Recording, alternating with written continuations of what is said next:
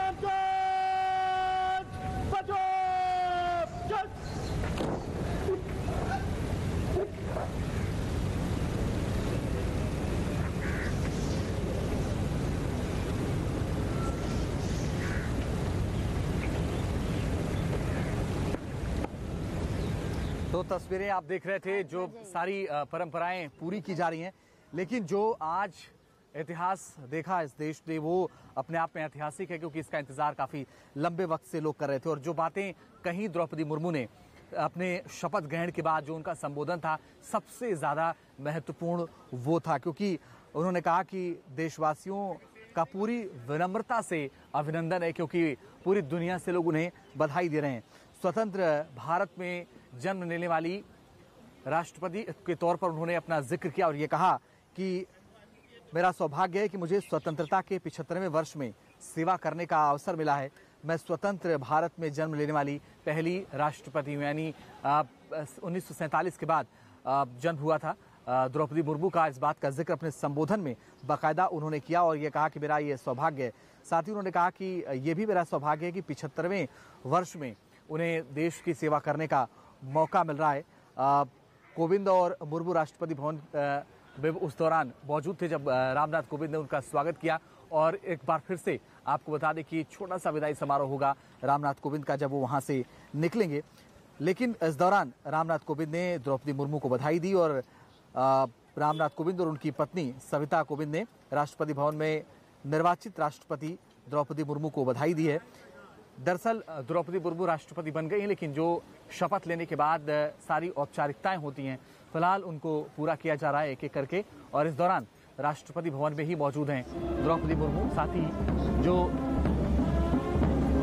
पूर्व राष्ट्रपति हो गए हैं रामनाथ कोविंद, इस वक्त वो भी वहां पर मौजूद हैं।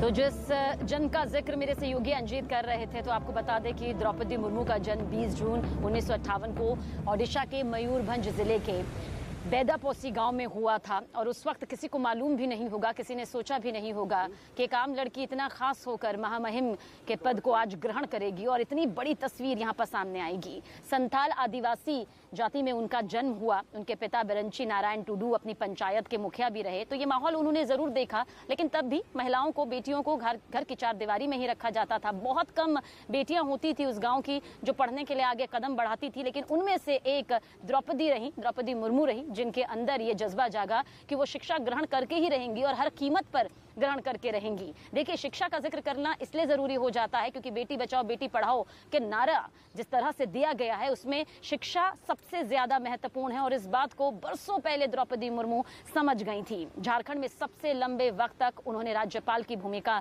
निभाई है। आदिवासी राज्यपाल की भूमिका निभाते हुए उन्होंने कई महत्वपूर्ण फैसले यहाँ पर लिए हैं जिन्हें आज भी याद किया जाता है। इतना ही नहीं, जब यहाँ से वो सेवा निवृत्त हो गई, यानी कि उन्होंने अपनी जिम्मेदारी को निभा लिया, तो अपने गृह राज्य ओडिशा के मयूरभंज जिले में ही वो पहुंची, जहां रायरंगपुर में वो रही, पैतृक गांव बेदापोसी के प्रखंड मुख्यालय में, जहां उन्होंने अपना एक लंबा वक्त भी गुजारा। और 1979 में भुवनेश के रमा देवी महिला कॉलेज में उन्होंने बीए तक की पढ़ाई करी।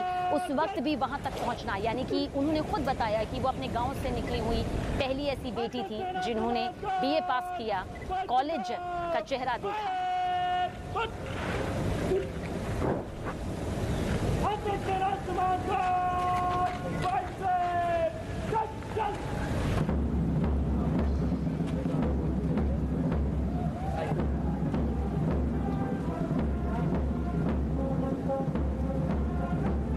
अभिवादन भी, आभार भी और विदाई भी।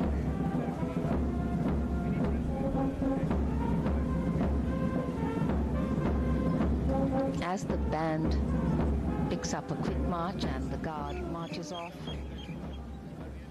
smiling faces greet.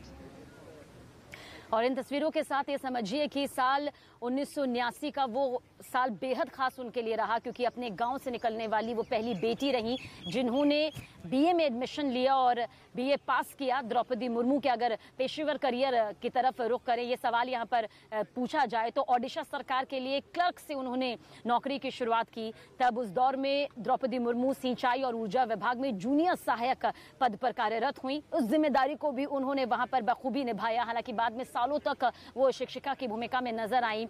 रायरंगपुर के Shri Aurobindo integral education and research centre में उन्होंने शिक्षक के तौर पर छात्रों को न सिर्फ किताबी ज्ञान दिया बल्कि जिंदगी का वो असल पाठ भी पढ़ाया। द्रौपदी मुर्मू के सियासी करियर की शुरुआत हालांकि वार्ड काउंसलर के तौर पर साल 1997 को हुई थी। यहाँ से उनका जो एक सियासी करियर था, सफर था, वो यहाँ से शुरू हुआ था।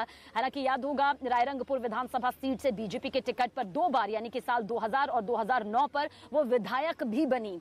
पहली दफा विधायक बनने के बाद वो साल 2000 से 2004 तक नवीन पटनायक के मंत्रिमंडल में स्वतंत्र प्रभार की राज्य मंत्री भी रही। और फिर साल 2015 भी आया जब उन्हें पहली बार राज्यपाल बनाया गया। उससे ठीक पहले तक वो मयूरभंज जिले की बीजेपी अध्यक्ष थी। साल 2002 से 9 तक और साल 2013 से अप्रैल 2015 तक इस मोर्चा की राष्ट्रीय कार्यकारिणी सदस्य रही। और इस दौरान उनकी जिंदगी में बहुत बड़े उतार चढ़ाव भी आए। निजी जिंदगी में उन्हें बहुत बड़ा झटका भी लगा क्योंकि इसी दौरान उन्होंने अपने जीवन साथी को खोया, अपने 2 बेटों को यहाँ पर खोया।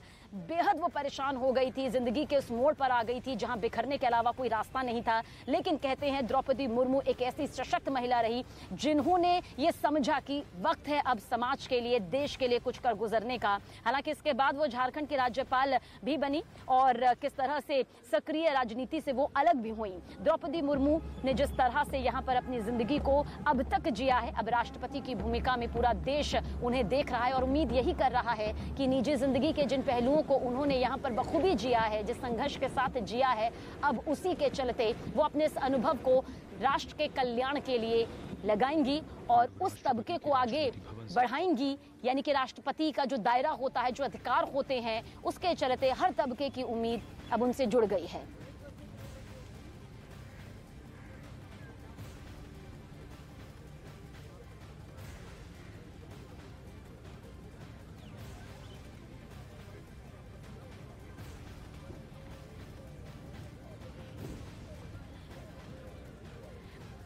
तो राष्ट्रपति के पद तक पहुंचना एक बड़ी कामयाबी। और देखिए, जब अभी कुछ देर पहले नवनिर्वाचित राष्ट्रपति द्रौपदी मुर्मू ने कहा कि राष्ट्रपति पद तक पहुंचना मेरी व्यक्तिगत कामयाबी नहीं है, व्यक्तिगत उपलब्धि नहीं है, बल्कि ये भारत के हर गरीब की उपलब्धि है। मेरा निर्वाचन इस बात का सबूत है कि भारत में गरीब सपने भी देख सकता है और उन्हें पूरे भी कर सकता है। उन्होंने ये भी कहा कि ये मेरे लिए बहुत संतोष की बात है, जो सदियों से वंचित रहे, जो विकास के लाभ से दूर रहे, वो गरीब, दलित, पिछड़े और आदिवासी मुझ में अपना प्रतिबिंब देख रहे हैं। ऐसे गर्व यहाँ पर मानती हैं नवनिर्वाचित राष्ट्रपति द्रौपदी मुर्मू। इस दौरान उन्होंने ये भी कहा कि जो मेरा निर्वाचन हुआ है वो देश के गरीबों के आशीर्वाद के तौर पर शामिल है। देश की करोड़ों महिलाओं और बेटियों का जिक्र करना भी वो नहीं भूली, क्योंकि वो जानती हैं कि वो एक महिला सशक्तिकरण की आज एक ऐसी मिसाल बन गई है जिसमें हर कोई अपनी झलक देख रहा है, अपना प्रतिबिंब देख रहा है। इसलिए उन्होंने कहा कि मैं करोड़ों महिलाओं और बेटियों के सपनों और सामर्थ्यों की झलक हूं।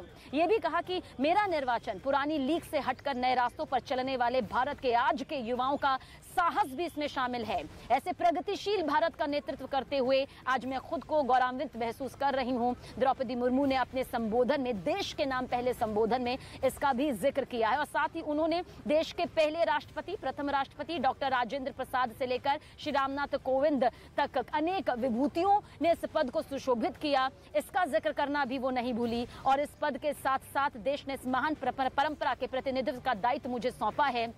संविधान में मैं पूरी कर्तव्य निष्ठा के साथ अपने कर्तव्यों का निर्वहन करूंगी, इसका भी आश्वासन, इसकी भी शपथ उन्होंने ली। मेरे लिए भारत के लोकतांत्रिक सांस्कृतिक आदर्श और सभी देशवासी हमेशा मेरी ऊर्जा के स्रोत रहेंगे, ये भी राष्ट्रपति द्रौपदी मुर्मू ने कहा है। और इसके पीछे का मकसद यही है, क्योंकि वो जानती हैं कि जिस तरह की जिंदगी उन्होंने संघर्षों भरी जी है, जिस तरह से उन्होंने अपने सफर को हर कदम पर कांटों भरा पाया, लेकिन उनसे उभरते हुए वो आगे बढ़ी और पीछे मुड़कर कभी उन्होंने देखा नहीं। लेकिन इस दर्द को ही द्रौपदी मुर्मू ने अपनी ताकत बना लिया। महान विभूतियों को, महान हस्तियों को, देश के उन महान किरदारों को भी वो नहीं भूली और अपने संबोधन में उनका भी जिक्र किया। उन्होंने नेताजी सुभाष चंद्र बोस, नेहरू जी, सरदार पटेल, बाबा साहेब अम्बेडकर, इसके अलावा भगत सिंह, सुखदेव, राजगुरु, चंद्रशेखर आजाद जैसी महान हस्तियों का भी जिक्र किया और बताया कि किस तरह से स्वाधीनता सेनानियों ने हमें राष्ट्र के स्वाभिमान को सर्वोपरि रखने की शिक्षा दी है। ये उन्होंने साबित कर दिया, ये उन्होंने अपने संबोधन में बता दिया कि राष्ट्रपति के लिए राष्ट्र सर्वोपरि होता है। और महान हस्तियों को याद करते हुए इसका जिक्र करना भी वो नहीं भूली। और साथ ही उन महान महिला स्वतंत्रता सेनानियों का भी जिक्र उन्होंने किया, जिनमें रानी लक्ष्मीबाई शामिल रही, रानी वेलु निचियार शामिल रही, रानी गाइदिन्नू और साथ ही रानी चेन्नम्मा का जिक्र भी उन्होंने किया। ये वो वीर वीरंगनाएं रहीं जिन्होंने राष्ट्र रक्षा और राष्ट्र निर्माण में अपनी महत्वपूर्ण भूमिका निभाई। यही वजह है कि वो जानती है कि किस तरह से हर किसी का साथ और एकजुटता के साथ चलना कितना जरूरी है। उन्होंने कहा कि संथाल क्रांति, पाइका क्रांति से लेकर कोल क्रांति या भील क्रांति ने किस तरह से स्वतंत्रता संग्राम में आदिवासी योगदान को महत्वपूर्ण भूमिका के तौर पर उभारा है। यानी कि उन क्रांतियों का भी जिक्र राष्ट्रपति ने किया जो कि आदिवासी तबके से जुड़ी हुई थी, उनके योगदान को भी उन्होंने याद दिलाना यहाँ पर बेहद जरूरी समझा। और सामाजिक उत्थान, साथ ही देश प्रेम के लिए धरती आबा भगवान बिरसा मुंडा जी के बलिदान से प्रेरणा मिली, इसका भी जिक्र करती हुई राष्ट्रपति द्रौपदी मुर्मू नजर आई। साथ ही ये भी कहा कि एक संसदीय लोकतंत्र के रूप में जिस तरह से 75 साल यहाँ पर भारत ने प्रगति के संकल्प को आगे बढ़ाया है, वो इस संकल्प को यहाँ पर आगे बढ़ाएंगी और साथ ही साथ सहभागिता और सर्वसम्मति से इस पूरी कड़ी को आगे ले जाएंगी।